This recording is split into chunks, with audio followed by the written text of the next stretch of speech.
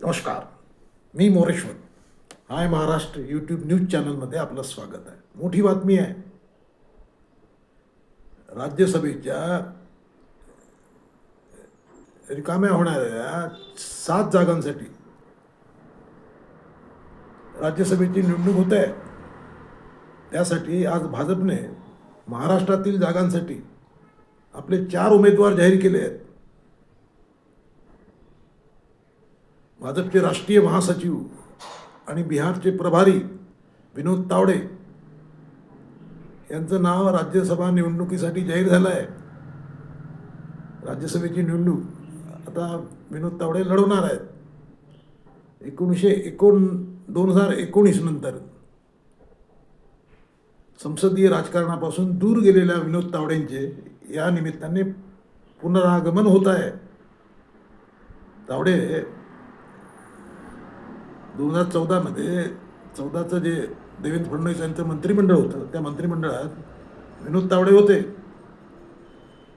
पण नंतर ते बाजूला मागे पडले. त्यानंतर आता पहिल्यांदा ते राज्यसभेत दिसणार आहेत. दुसरं म्हणजे विनोद तावडे यांच्यासह भाजपने RPI आठवले गटाचे राष्ट्रीय अध्यक्ष केंद्रीय राज्यमंत्री रामदास आठवले यांना तिकीट दिलं आहे. रामदास आठवले यांना पुन्हा रिपीट केलं जाईल हे जवळपास पक्कं मानलं जात होतं आणि तसंच झालंही आहे. आठवले यांना पुन्हा एकदा भाजप राज्यसभेत पाठवत आहे. ते मंत्री आहेत त्यामुळे त्यांना तसंही त्यांचं होणारच होतं, ते झालं आहे. तिसरं नाव आहे माया चिंतामण इवनाते. माया इवनाते या फारशा नागपूरच्या आहेत.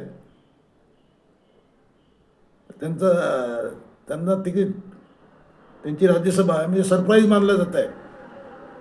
चौथं नाव आहे रामराव वडकुते. भाजपने ही जी 2 नावं दिली आहेत ती एकदम सरप्राईज आहेत, धक्कादायक आहेत. धक्कातंत्र आहे भाजपचं. अर्थात त्यासाठी काही वेगळे निकष लावले असणार, समाजाचे निकष ते लागले आहेत. त्या हिशोबाने आज भाजपने 4 नावं आपली जाहीर केली आहेत. भाजप म्हणजे महायुती एकूण 6 जागा लढवणार आहे. 6मध्ये एक राष्ट्रवादी म्हणजे सुनित्रा पवार यांच्या वतीने पार्थ पवार यांचं नाव जाहीर होऊ शकते. आणि दुसरं नाव आहे म्हणजे शिंदे गट. तर एकनाथ शिंदे कुणाचं नाव देतात ते पाहायचं आपण. या निवडणुकीसाठी उमेदवारी अर्ज दाखल करण्याची उद्या शेवटची मुदत आहे. म्हणजे 5 मार्च ही शेवटची मुदत आहे. 16 मार्च रोजी मतदान आहे. आता या अखेरच्या तासामध्ये भाजपने आपले उमेदवार जाहीर करायचा सपाटा लावलेला दिसतोय. सर्वात महत्त्वाचं म्हणजे भाजप आणि महायुती 6 जागा आरामात जिंकू शकते. प्रश्न फक्त 7व्या जागेचा आहे. महाविकास आघाडीने जर एकी ठेवली तर 7वी जागा महाविकास आघाडीला मिळू शकते. त्यासाठी शरद पवारांच्या नावाचा जोरदार काम सुरू आहे. शरद पवारांचं तिकीट मिळालं